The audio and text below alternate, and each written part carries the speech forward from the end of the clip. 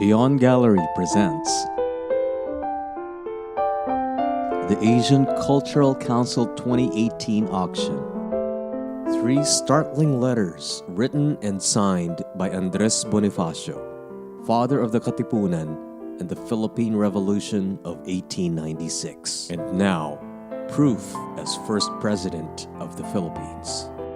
Well, perhaps as sensational as the letters of Jose Rizal, we now have before us 3 letters written by Andres Bonifacio, as well as appointment letters to Emilio Jacinto. The entire collection comes from the legendary Epifanio de los Santos trove, who everybody would probably recognize as the man after which EDSA was named. Well, Epifanio de los Santos, one of the directors, he became a director of the National Museum, and National Library. And incidentally, he was from Nueva Ecija, from San Isidro, although his mother, Epaes, was from Malabon. He became what we call Americanista. And he was, because of his leanings towards America, when the U.S. government established the colonial government, he was appointed governor of Nueva Ecija, the first governor. And during the first election, he was elected as the first elected governor of Nueva Ecija. And his vice governor was Isauro Gabaldon. Anyway, he collected these letters, and this is what we have now. And you can see from the letters that Andres Bonifacio, contrary to what was said about him by the Americans and whoever else, was an educated man, self-taught, who read, and I don't know if he spoke, but he read in French, Spanish, and English, which Aguinaldo was not capable of. And you can see from the writing that Bonifacio had beautiful handwriting. He was the president. He was the founder of the Katipunan. He was the man who tore the cedulas and, inspired an entire generation of people to throw out the Spanish. So he was pretty confident in his position. So Aguinaldo did a very clever thing. He held a snap election, and it was called the Tejeros Convention, where he was elected. Okay, so the letters start March 8.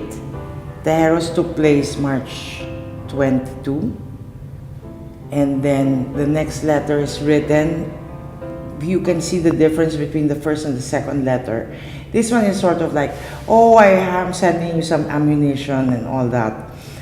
The second letter starts to talk about the Tejeros Convention, how it has descended into chaos, and then yes, you can see clearly Tirona, his favorite cast of characters. Yes. And then this is the last letter that he writes before he's arrested. This is April 24, and he's arrested on April 27. Arrested in the most horrible way, where he's shot and knifed in the throat. His one brother is killed, the other brother also mortally wounded, and they're carted off to be tried in the house of Ambassador Reyes.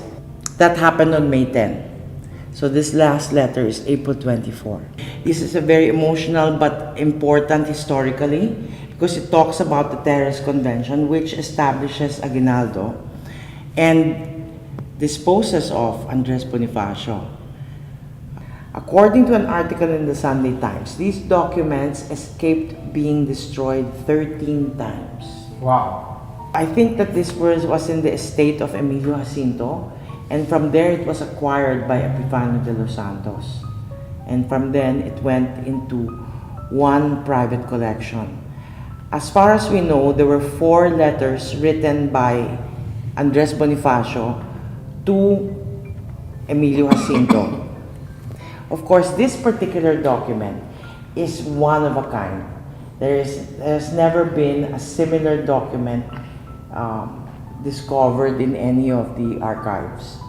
So the printed form and it comes with an envelope also addressed to Emilio Jacinto, Pinkian, kagalang-galing na General at Jefe ng Dakong Hilaga. There's also something extremely poignant and historically important about the dates of these last two letters.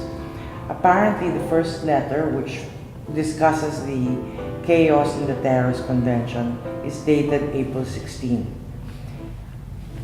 Then a gap follows at April 24 of almost a week. Bonifacio was kept in limbo, wondering if Jacinto had ever received this letter. He also wrote a similar one to Julio Nakpil at the same time. They went unanswered.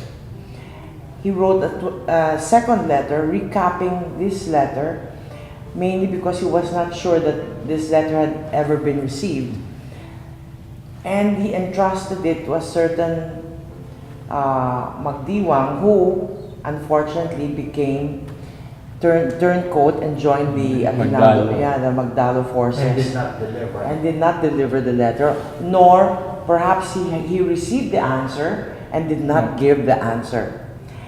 Therefore, Bonifacio was kept waiting in limbo in Cavite. If he had received the answer, he would have probably been able to leave and go to Manila before he was arrested. Some people say that these actions taken by Bonifacio, including these very one-of-a-kind appointment papers, sort of sealed his fate as far as Aguinaldo and his cabinet were concerned. There are some people who say that Aguinaldo from the onset was determined to eliminate Bonifacio, and then some persuaded Aguinaldo to save the revolution and not split the revolutionary forces. I think, just the immediacy of these letters, just looking at them and observing them and even studying them, one gets a whole new insight into Andres Bonifacio. It turns out, just by these letters alone, that he wasn't exactly this bolo-wielding fanatic. Yeah, dressed in this loose white shirt and red pants and straw hat. The first place, as Mr. Tino points out, he used to go to office in a suit every day. And so just that, and plus the way, and if you read this and you study it closely, this is not exactly the penmanship of somebody who was uneducated. He is rather eloquent in his descriptions, and you see that there really was a brain behind it all. So I think it's time to reevaluate the idea of Andres Bonifacio as this great plebeian. Probably, he was not moneyed, but certainly there was an intellect that rose above it all. Yeah, but it's really interesting how these few pieces of paper give a whole new picture of Andres Bonifacio. Only an estimated 6 Bonifacio letters are known to have survived. 3 are now at Leon Gallery, with a 4th letter in a private collection. The remaining 2 are stored in the Madrid Military Archives. No other appointment paper is known to be in existence, except for the document now on offer. The Bonifacio papers, moreover, offer a unique and poignant insight into his last days.